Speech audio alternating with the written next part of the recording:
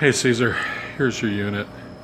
Basically, I made a couple sign clamps, two for your crossbuck railroad crossing that you have, and then a set for your stop, look, and listen. Basically, you're going to loosen the screws here. I would take them off because your pole's nicely painted. Take them off, this will spread open, and then go ahead and clamp it back down.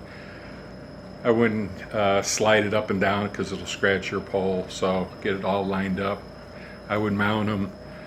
The ones with the white are for this sign, so I would mount them to each of your signs and then mount them to your PVC pipe. I'm going to include this in your kit so you know where to put the drill holes and what you're going to be doing in the clamp. For the crossbar, so basically this bolt here assembly tightens it up. I'm going to give you a couple self-tapping tech screws. What you can do is once you mount this onto your PVC pipe, you're going to put one tech screw on here, one tech screw on here, so it keeps the pipe nice and solid. And these are the two bolts that are mounting the system in. I'm going to leave the bell wire because you're going to have to route the bell wire through the pole and down and through the housing. So I'll leave those two wires off. The red wire goes on the red side, the black wire goes on the black. And then when you're going to mount the other two, or your power wire, what you're going to do is remove it from here, and then you're going to slide it through the pole and out here. So what you're going to do, this will be mounted, same with the clamp, on this PVC pipe.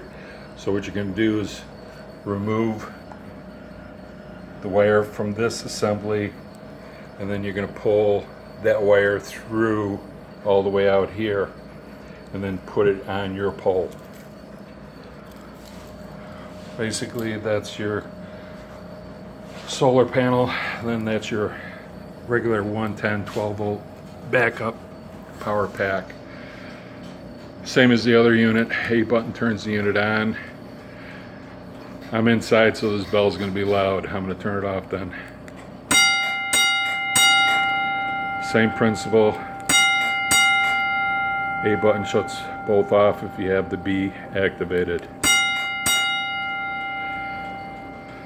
So make sure when you mount all this stuff, same with the bell, the bracket, take the screws off, the two clamps will spread apart, and then slide this assembly on, get it where you're lined up. Have the striker down, facing down. And then the holes, I'll give you the information for the drills.